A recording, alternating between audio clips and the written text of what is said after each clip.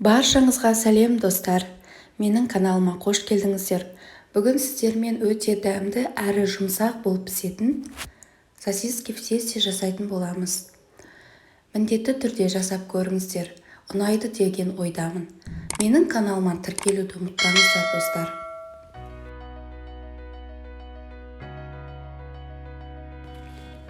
Бізге керегі 1 килограммдай ұн, жарты литр жылы сүт міндетті түрде жылы болу керек, ашытқы 7 грамм, қант 2 ас қасық, 1-2 дана жұмыртқа, тұз 1 шай қасық және 150 грамм сары май.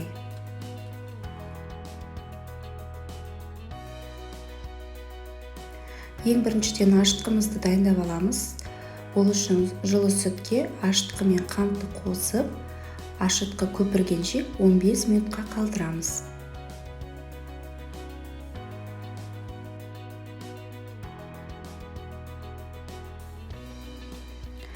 Енді дайын ашытқымызды ұнымызға біртіндеп құя отыра қамыр илейміз.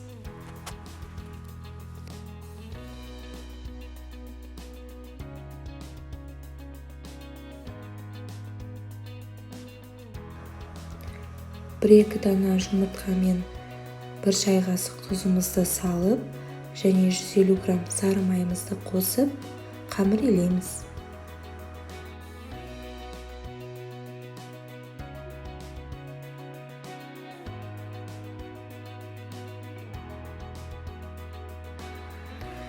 Бетін жауып, 30 минутқа жылы жерге қоямыз. Достар, мінекей қамырымыз дайын болды. Енді қамырды бірнеше бөліктерге бөліп, кесіп аламыз.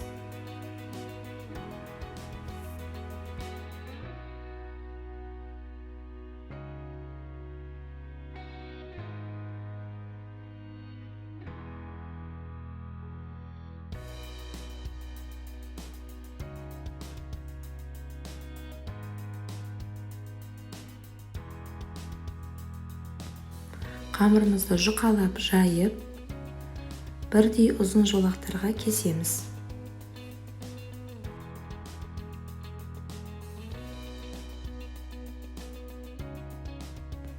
Енді қамырымыздың арасына сосискамызды салып, жақсылап ораймыз. Екі жағын қамырдың жақсылап бір-біріне жабыстырамыз. Егер дұрыс жапсырылмай қалса, онда духовкада ол ашылып кету мүмкін. Екі шетін жақсылап біріктіріп жабыстырыңыздар.